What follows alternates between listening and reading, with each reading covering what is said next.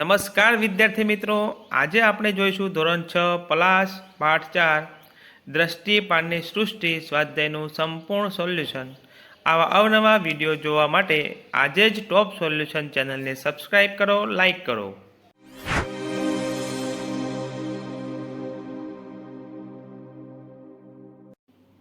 વિદ્યાર્થી મિત્રો, સૌપ્રથમ આપણે વાતચીતથી શરૂઆત કરીશું। પ્રશ્ન 1, તમને વાર્તામાં ક્યાં નવાઈ લાગી, શાની? તો જવાબ, છોટું અને તેના પપ્પા દૂરથી જ્યારે યાન જોતા હતા ત્યારે નવાઈ લાગી। યાનમાંથી એક હાથ બહાર આવવા લાગ્યો અને તે લંબાતો જતો હતો, આ જોઈને નવાઈ લાગી।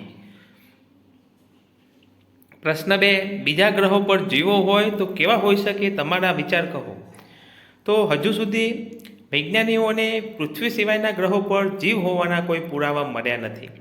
છતાં જો બીજા ગ્રહ પર જીવો હોય તો તેમની શરીર રચના આપણા કરતાં ઘણી જુદી હોવી જોઈએ, કારણ કે અન્ય ગ્રહો પર ઓક્સિજન, વનસ્પતિ, પાણી હોવાનું પ્રમાણ નથી।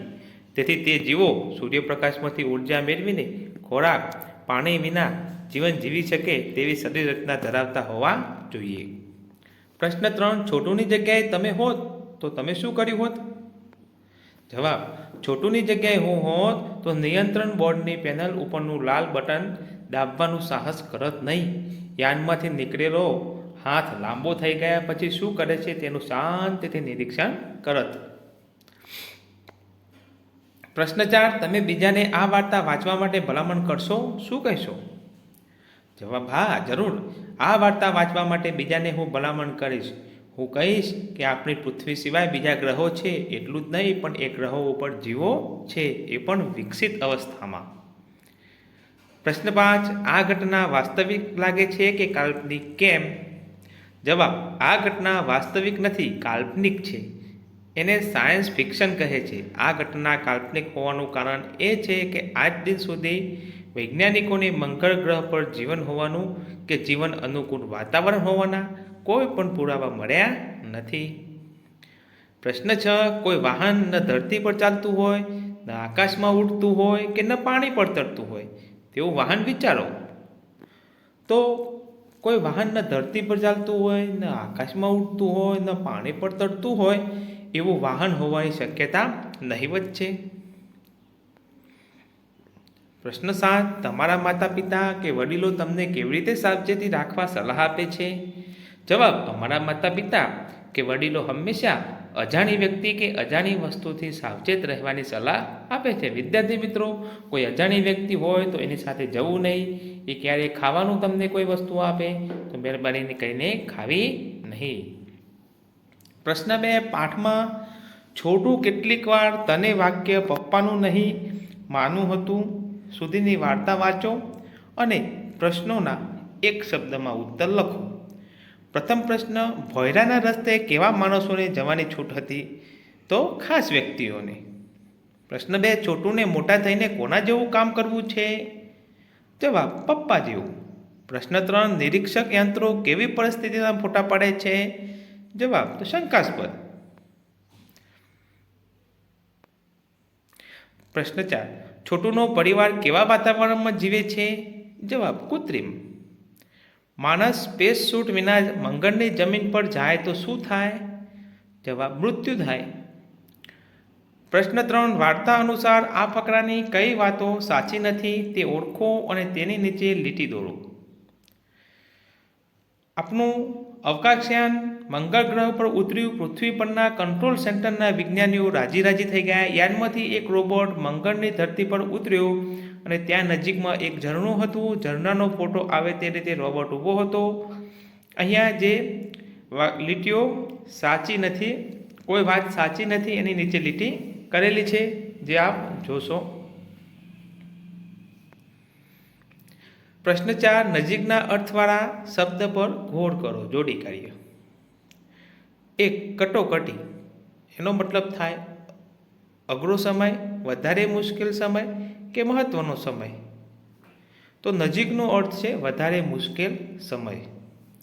2, રજ માત્ર, તો એનો નજીકનો શબ્દ થશે જરાક। વસાહત, તો રહેવા માટેની જગ્યા। યથાસ્થાન, તો જ્યાં હોય ત્યાં। જીવસૃષ્ટિ તો સજીવોનું સહજીવન. વહારે આવવું એટલે મદદ કરવી, મદદે આવવું.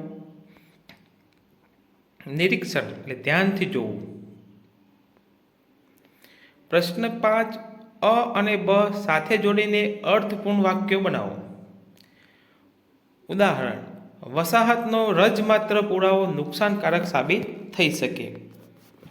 તો અ અને બ અહીંયા તમને આપેલા છે, જેના આધારે જોડીને અર્થપૂર્ણ વાક્યો આપણે બનાવવાના છે.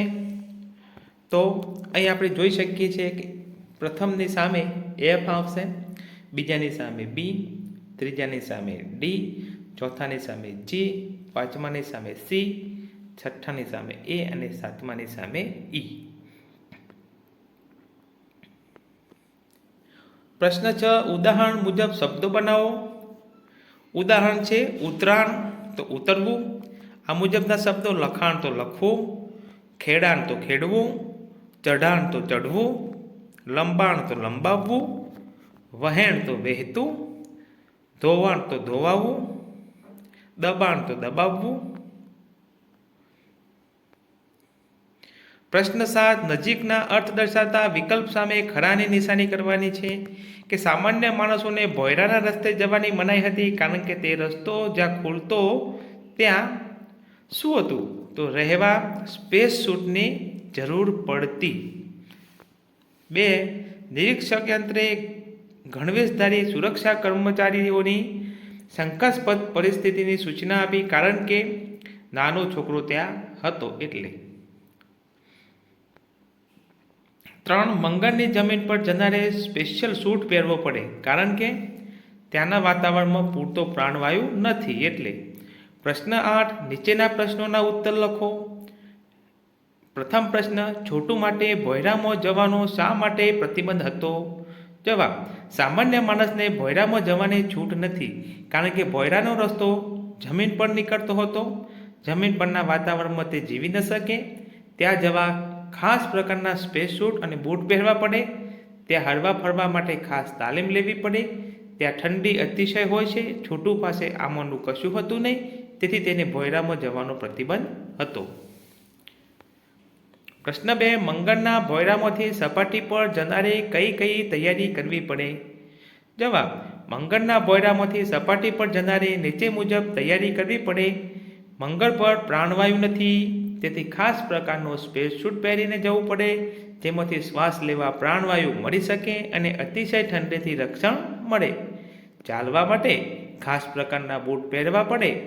હરવા ફરવા માટે પણ તાલીમ લેવી પડે.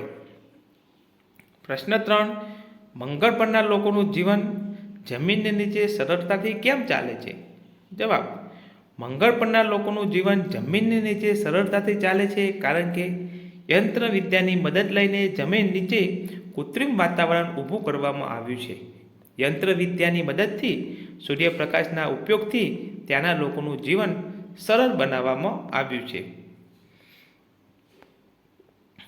પ્રશ્ન 4, મંગળની વસાહત પર સંરક્ષણ કરનાર અવકાશયાન વિશે શી માહિતી આપે છે?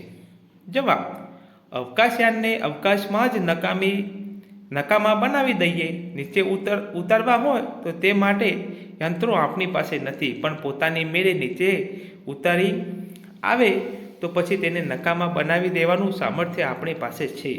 મને મળેલી માહિતી મુજબ આ યાનોની અંદર માત્ર યંત્રો જ છે, કોઈ જીવ નથી. આમ મંગળની વસાહત પર સંરક્ષણ કરનાર અવકાશયાન વિશે આ માહિતી આપે છે. 5, મંગળના વિજ્ઞાનીઓને અવકાશયાનને નકામું બનાવવામાં શું જોખમ લાગે છે? જવાબ: મંગળના વિજ્ઞાનીઓને અવકાશયાનને નકામું બનાવવામાં જોખમ લાગે છે, કારણ કે એ યાન નકામું થતાં વેત તેના મોકલનારાઓને મંગળના વિજ્ઞાનીઓના અસ્તિત્વની ખબર પડી જાય. પ્રશ્ન 6, વાઇકિંગ 1 મંગળ પર શા માટે આવે છે? તેનું શું પરિણામ આવે છે? જવાબ: વાઇકિંગ 1 મંગળ પર ત્યાંની માટીના નમૂના એકઠા કરે છે. એ નમૂનાના અભ્યાસ દ્વારા લાલ ગ્રહ એટલે કે મંગળ ઉપર જીવસૃષ્ટિ છે કે નહીં તે જાણી શકાય. પણ આશા ઠગારી નીવડી.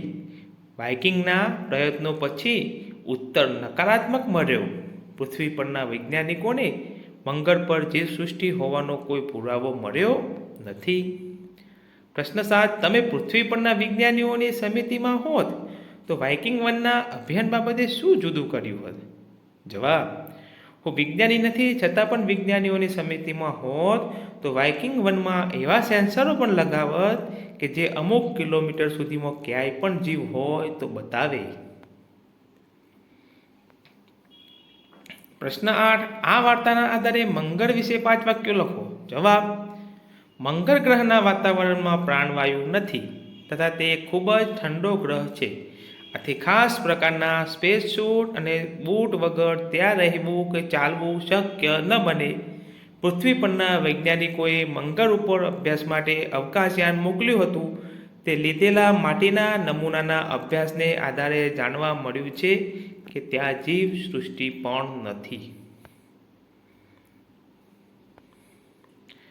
વિદ્યાર્થી મિત્રો, 9મા પ્રશ્નની શરૂઆત કરીએ તે પહેલાં જો તમને આ અમારો વિડીયો ખૂબ ગમ્યો હોય તો લાઈક કરજો, શેર કરજો અને ચેનલને જરૂરથી સબસ્ક્રાઈબ કરી લેશો. ચલો આગળ જોઈએ. પ્રશ્ન નંબર 9. વાર્તાના આધારે ઘટનાઓને યોગ્ય ક્રમમાં ગોઠવો, ત્યારબાદ મોટેથી વાંચો. 1. મંગળ પરના વિજ્ઞાનીઓ પોતાની હાજરી ગુપ્ત રાખવાનું નક્કી કરે છે. 2 નંબરમાં મંગળ પરના વિજ્ઞાનીઓ આવેલા અવકાશયાનને છંછેડતા નથી. 3 નંબર વાઇકિંગ વન મંગળ પર ઉતરાણ કરે છે. 4 નંબરમાં આવશે છોટુની ભૂલથી વાઇકિંગ વનયાનનો હાથ ખોટકાય છે. 5 નંબર નાસાના વિજ્ઞાનીઓને લાગે છે કે વાઇકિંગ વનનો યાંત્રિક હાથ તેમણે રિપેર કર્યો છે. 6 નંબર પર આવશે યાન મંગળ પરની માટી એકત્ર કરે છે. અને 7 નંબર પર આવશે પૃથ્વી પરના વિજ્ઞાનીઓ જાહેર કરે છે કે મંગળ પર જીવસૃષ્ટિ નથી. પ્રશ્ન 10. વિરામ ચિહ્નોને ધ્યાનમાં લઈને વાક્ય આરોહ અવરોહથી વાંચો. તો 1 નંબરમાં આપણે જોઈએ કે આવતીકાલે નિશાળમાં રજા છે. આવતીકાલે નિશાળમાં રજા છે. હે, આવતીકાલે નિશાળમાં રજા છે? પ્રશ્ન 2. પૂજન અમદાવાદમાં ભણે છે. ઓહો, પૂજન અમદાવાદમાં ભણે છે. પૂજન અમદાવાદમાં ભણે છે. 3. શિયાળામાં સાપુતારામાં ફરવા ન જવાય. શિયાળામાં સાપુતારા ફરવા ન જવાય. શિયાળામાં સાપુતારા ફરવા ન જવાય. આ રીતે આરોહ અવરોહ સાથે પ્રશ્નાર્થ વાક્ય, ઉદ્ગાર વાક્ય અને વિધાન વાક્ય વાંચવાનું છે. 4. એણે ક્યાં કશું કીધું. એને શું કીધું? એને કશું નથી કીધું. પ્રશ્ન 11. વાક્યમાં યોગ્ય વિરામ ચિહ્ન મૂકો. તે શા માટે છે તે ઉદાહરણ પ્રમાણે કૌંસમાં લખો. માહિતી હોય ત્યાં પૂર્ણ વિરામ.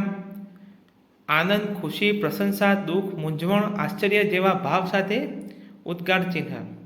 ઉદાહરણ: અરર, છોકરું પડી ગયું. દુઃખ કે આઘાત વત્તા માહિતી.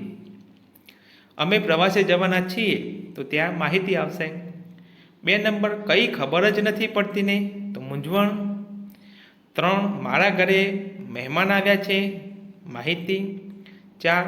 હા, આવ્યું વેકેશન. આશ્ચર્ય. અરે વાહ, તું તો બહુ મીઠું મીઠું ગાય છે. આશ્ચર્ય, એની સાથે આનંદ. સુપ્રભાત, હું મજામાં છું. માહિતી. ઓહ, મને તો આજે ખબર પડી. આશ્ચર્ય પ્લસ માહિતી. પ્રશ્ન 12. આપેલા વાક્યમાં સૂચવ્યા પ્રમાણેની નિશાનીઓ કરો. જો આ ક્રિયા અગાઉ થયેલી હોય તો આ પ્રમાણે એરો આગળ એરો આવશે. ક્રિયા ચાલી રહી હોય તો 2 ઊભા લીટા કરશું અને જે ક્રિયા હવે પછી થવાની હોય તો પાછળની બાજુ એરો મૂકશું. ઉદાહરણ: સાક્ષી સફેદ દુપટ્ટો પાથર્યો. એટલે પાથરી દીધો છે, એટલે ક્રિયા પૂરી થઈ ગઈ છે તો આગળની તરફ એરો. સ્વામી અમારો જાગશે. જાગ્યો નથી પણ જાગશે તો પાછળની તરફ એરો જશે, કારણ કે ભવિષ્ય થનારની ઘટના બતાવે છે. 2. સવારમાં ઝગમગ થતા સુરત દાદા આવ્યા. સુરત દાદા ઓલરેડી આવી ગયા છે તો ક્રિયા પૂરી થઈ ગઈ છે તો આગળની તરફ એરો, એટલે ભૂતકાળનું વાક્ય છે આ. ધોરા ધોરા સસલા તમે ક્યાં ગયા હતા. સસલા તમે ક્યાં ગયા હતા, એટલે સસલા ગમે ત્યાં જઈને આવ્યા છે એટલે ક્રિયા પૂરી થઈ ગઈ, ભૂતકાળનું વાક્ય છે, આગળની તરફ એરો આપશે. હવે હું વરસાદ સાથે રમવાનો નથી, એટલે ભવિષ્યમાં એમ કે વરસાદ સાથે રમીશ નહીં, ભવિષ્યની ઘટના છે, ઘટના થવાની બાકી છે, પાછળની બાજુ એરો આવશે. 5 જાદુગરને જોઈને મને પણ જાદુ આવડી ગયો, આગળની તરફ એરો.